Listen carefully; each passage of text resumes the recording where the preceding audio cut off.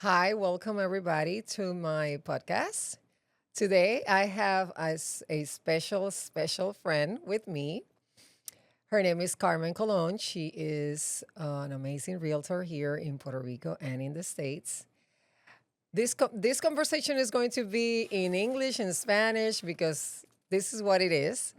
We wanted to s- speak about a lot of things here in this time. Thank you for being here with me, Carmen. Thank you. I would like to start. I'm gonna read a lot of questions. Let's see if we can cover everything. Okay. All right. The first, and I'm gonna say it in Spanish for our friends in the diaspora. Okay, great. Okay. This is a special podcast because we're gonna talk about the diaspora, our Awesome. great family over there in US. Awesome. All right. Esto es un fenómeno. Esto es un fenómeno eh, entre nuestros familiares, amistades boricuas allá en la diáspora, Nueva York, New Jersey, Connecticut, Boston, la Florida. ¿Por qué tantos puertorriqueños exitosos en la diáspora que nos está pasando en los últimos 3, 4, 5 años? Eh, Profesionales, retirados, veteranos, quieren regresar a la isla en estos momentos. Que tú me puedas decir. Primero que nada, gracias por la invitación, Emalí. Muy importante para mí hablar sobre este tema con los locales de Puerto Rico y con la diáspora. Sabemos que la diáspora no solamente están en la Florida, en Orlando, están en Chicago, están en New York, están en Massachusetts, están en Boston, están en Los Ángeles, Ujú. están en Texas. Y sí, ahora mismo hay un movimiento que, que tú ves que no se veía mucho antes, Es correcto. que quieren mudarse para atrás, que quieren regresar, que quieren invertir. Y lo importante es cómo lo hacemos, cómo Exacto. podemos traer esa gente que quieren regresar a la isla. Claro. Y eso empieza contigo, conmigo. Y es importante de hablar de cuáles son los temas que más este, A ellos les a interesa. ellos les interesan, lo ponen incómodo con la conversación de relocation a Puerto Rico Correcto. cuando viene a la inversión. So, hay muchos temas que se tienen que hablar, pero lo más importante es que lo bueno es que ellos están regresando. Es correcto. Eso es como un starting point. Exacto. Mi slogan de mi real estate, de mi compañía de bienes raíces es Regresa Boricua. Cuando yo empecé mi compañía, yo tenía una visión y la visión era cómo yo iba a asistir a la gente que se fueron de la isla antes de María o después de María Claro. y cómo yo puedo ayudarlo a cumplir su sueño en regresar a la isla. Correcto. Sí, sí, no. Definitivamente es un trabajo en equipo y nos complementamos. Claro. Yo no puedo funcionar. Mi negocio necesita un corredor, una corredora que tenga el conocimiento y que conozca a la diáspora, su, nuestras culturas Sí, siempre han quedado ahí. O sea, eso, claro, eso está intacto. claro. Así que esto es un trabajo en equipo. Las mayores choques culturales, burocráticos y de infraestructura que enfrenta la diáspora al intentar comprar y mudarse de vuelta a Puerto Rico es diferente. Ellos quieren, en lo que la mayoría de los clientes que me han llamado me dicen, es que nada como Puerto Rico, nada como la patria. Algunos como tú, que nacieron y se criaron en Ujú, Estados Unidos, pero muchísimo. su familia, sus padres, Ujú. millones, eran puertorriqueños y llevaron nuestra cultura allá. Entonces, esa parte, ellos la tienen como que la extrañan. Así que, basándonos en eso, ¿por qué seguir postergando esta compra? Hay muchos que no se atreven, hay muchos que no dan el paso. ¿Qué tú les dirías a ellos para que tomaran ya esa decisión? Bueno, el mayor riesgo en la vida es no tomar el riesgo, ¿verdad? So, a veces uno tiene que enfrentarse a esa, quizás uno tiene una inquietud que no sabe lo que va a pasar en el futuro, si me voy, qué puede pasar, pero si tú no coges la oportunidad Claro, y no te vas, pues nunca vas a ver. claro. Igual que yo, cuando yo nací en New Jersey, yo sabía que a los 16 años, a los 17 años, yo me quería ir a la Florida. Ok, Pues ya yo tenía eso en mi mente. claro, Ya yo lo estaba manifestando. claro. Igual que cuando ya yo estaba todavía en New Jersey, yo pensaba que en algún momento de mi vida, después de estar en Miami, yo tenía la visión que yo iba a estar aquí en Puerto Rico. Muy Nunca bueno, no imaginé que iba a estar aquí practicando bienes raíces, claro. pero la manifestación que yo hice en mi mente, lo hice realidad. Claro, Y eso es que uno tiene que arriesgarse. Si quieren venir a la isla, si quieren invertir, tienen que hacerlo ahora. exacto. Ahora, Y hay mucha gente que no quieren que la gente de afuera invierten, que nada más quieren que sean boricuas que compran. Pero ¿cómo? Si no están haciendo, si no están cogiendo el primer paso es de correcto, venir para acá. es correcto. El primer paso es coger el teléfono, llamar a una corredora. No tiene que ser Carmen Colón o una broker, que no tiene que ser Emalí. Mira, Claro. necesitamos financiamiento. Queremos mudarnos a Puerto Rico?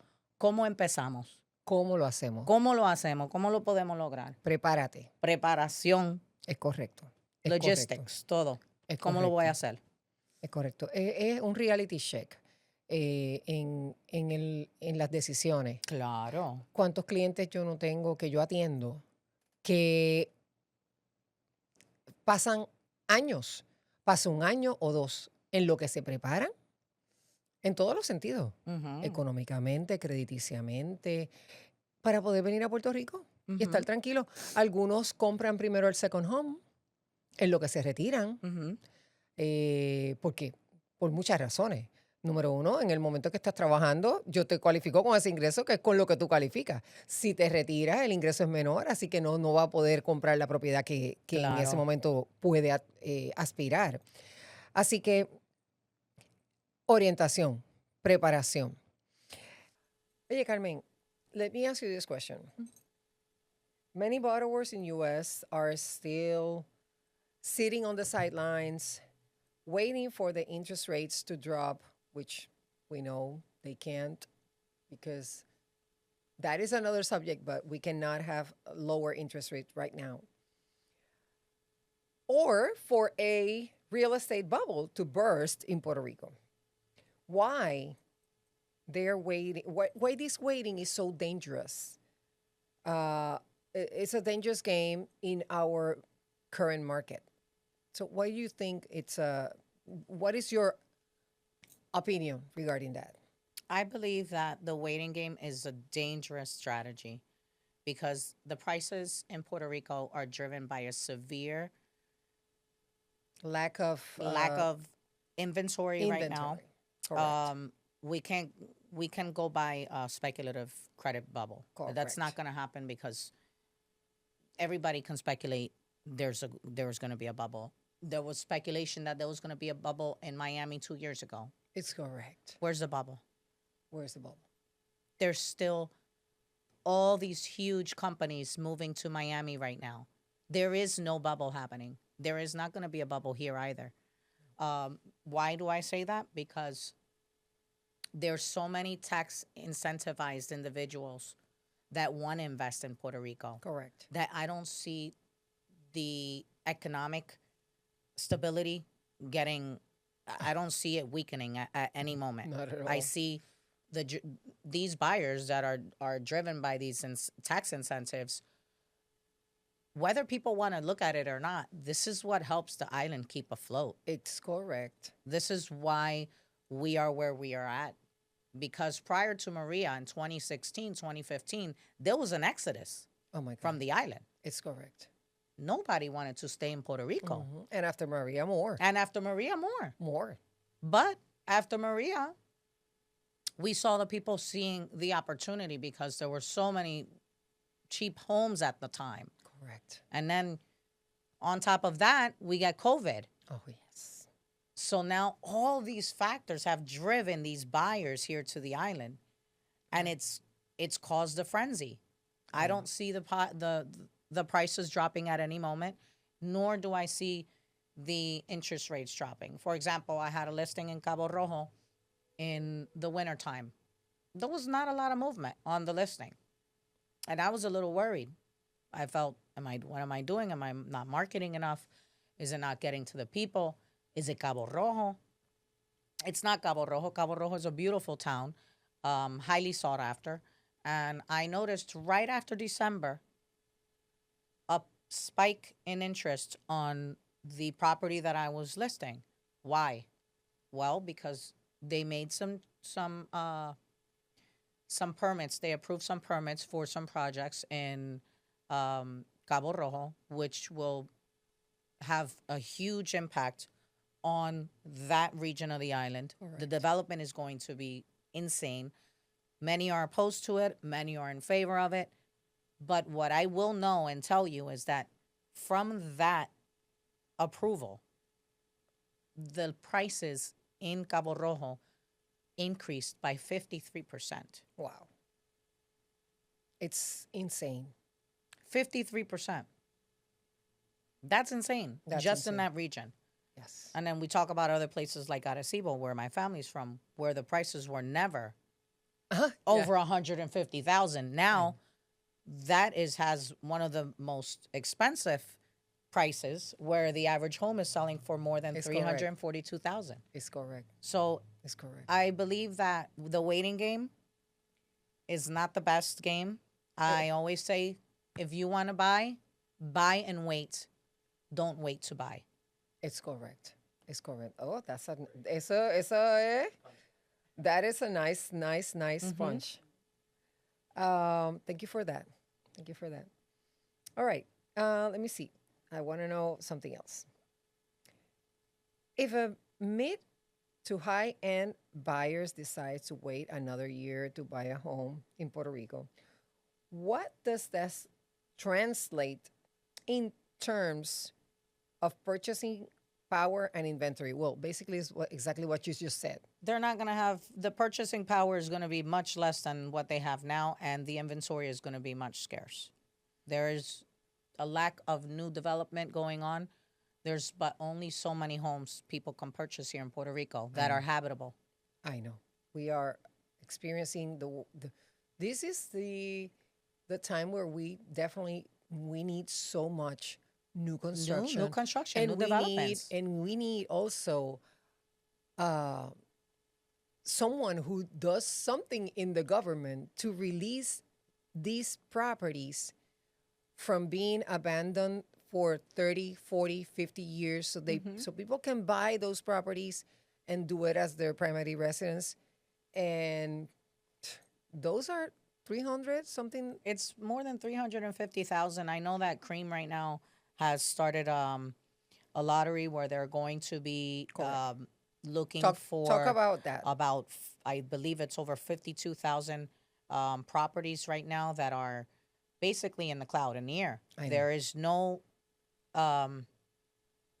property owner. So they're going to try to find out who is the property owner and try to see what they can do with these 50,000 plus homes. Perhaps these homes can be rehabbed and sold off in the market to people who will be living in them, not reselling them or wholesaling. Okay. Carmen, I have another question that I wanted to ask you. When the diaspora clients approach to you, do they usually think buying in Puerto Rico is going to be easier or harder financially financially way? I would say that's a misconception that they do mostly have. A lot of the times they do contact me and they do have a lot of doubts about financing, and they think it's going to be harder from harder than acquiring financing in the States, which that's when we educate them and let them know it's very similar to the United States. It is. I always emphasize on having a pre-qualification from a lender here on the island. It's much easier. And a lot of people think and automatically tell me, I have a pre-qualification from my bank in the United States. I don't need to go. Well, I still will tell you and emphasize on the need to get a pre-qualification letter from a lender here in Puerto Rico, because a letter in the States or something from the bank in the States is not going to accelerate the process. Correct. And it's not going to expedite anything correct. in the process for And closing. by law, they have to use the lenders of the island. They Of the cannot island. use another bank from U.S. unless that bank has presence here. Exactly. Okay. So thank you very much for clarify that. I'm going to ask you another question regarding this financing thing. Not financing thing. It's a situation where when middle class diaspora borrowers depend on selling their properties over there,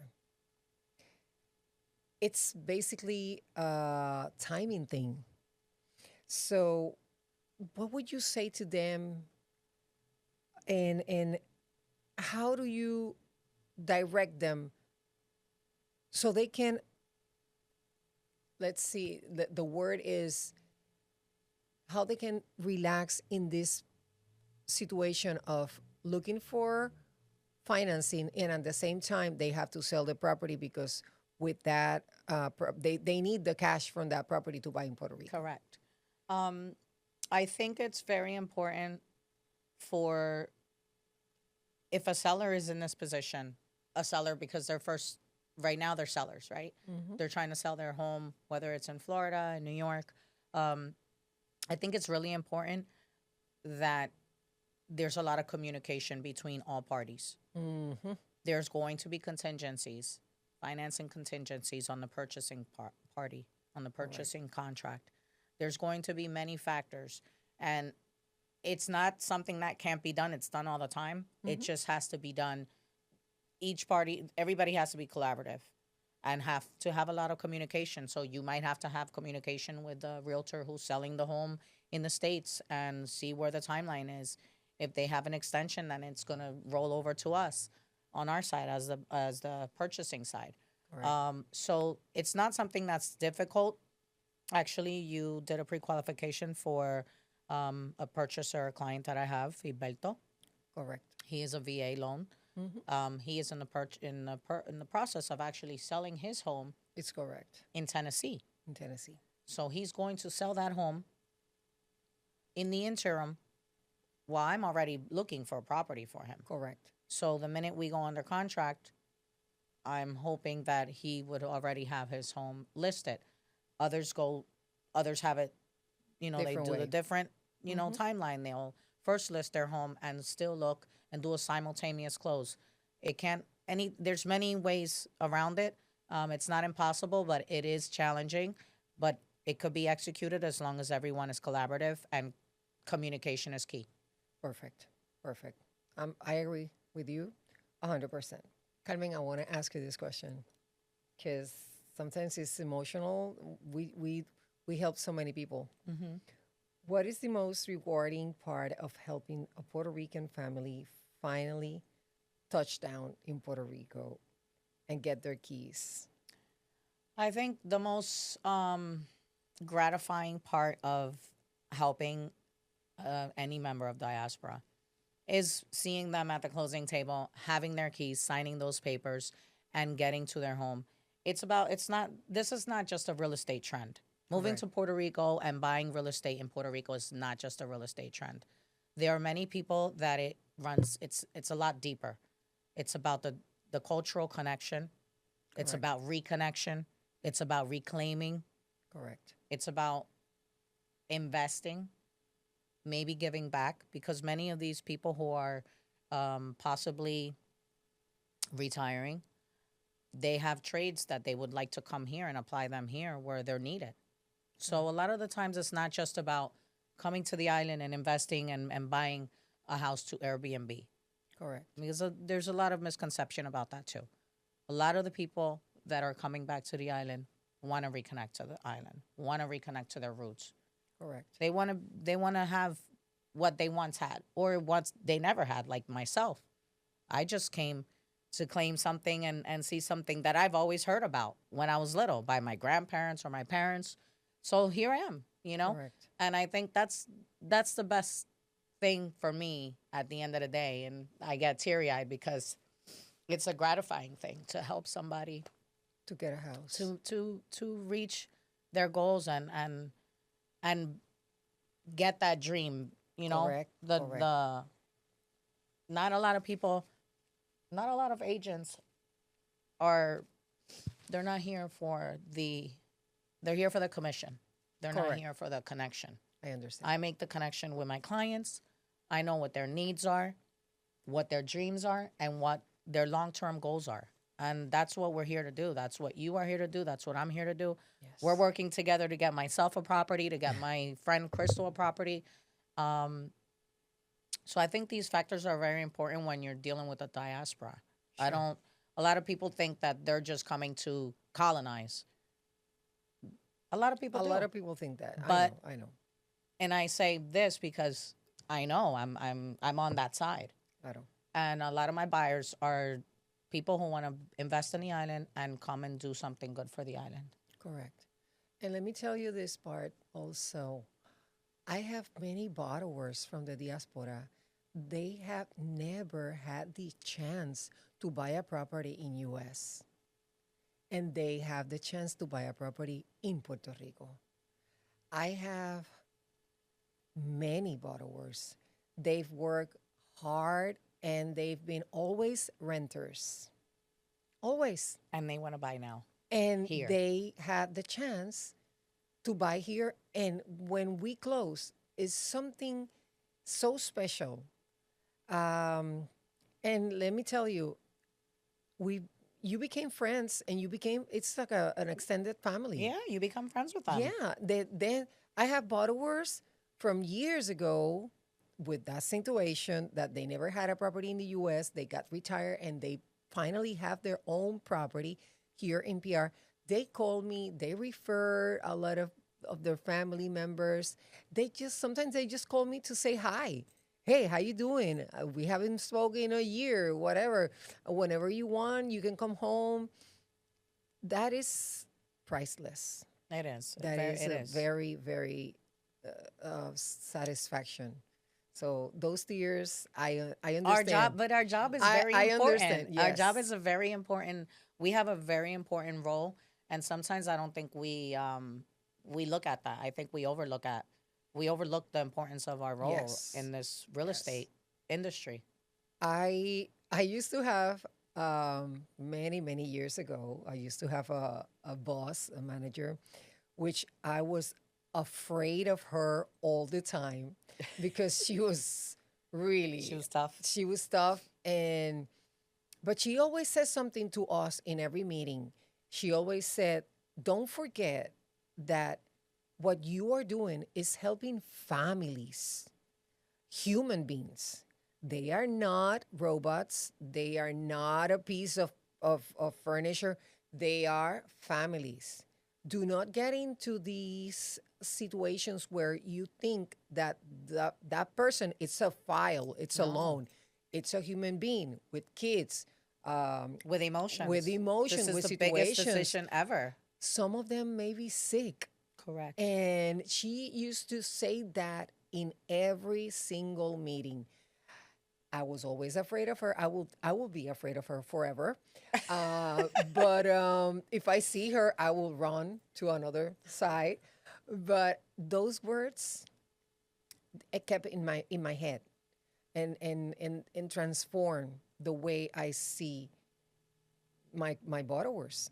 Since that moment, this was like 15 years ago, and I made that into my way of working. My way of work, It's your mantra. it's my mantra.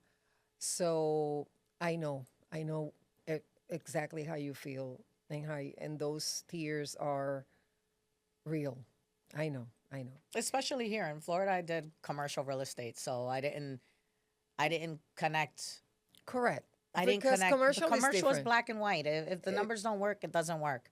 But when you deal with on the residential side, and you're dealing with inheritance issues, you're dealing with a lot of family issues, a lot of different people and different dynamics. You you learn to play different roles, and you got to wear different hats. yes. So I think our role is Yes. really important, Yes. and I'm very happy to service I to know. service my clients. Thank you. Thank you for saying that.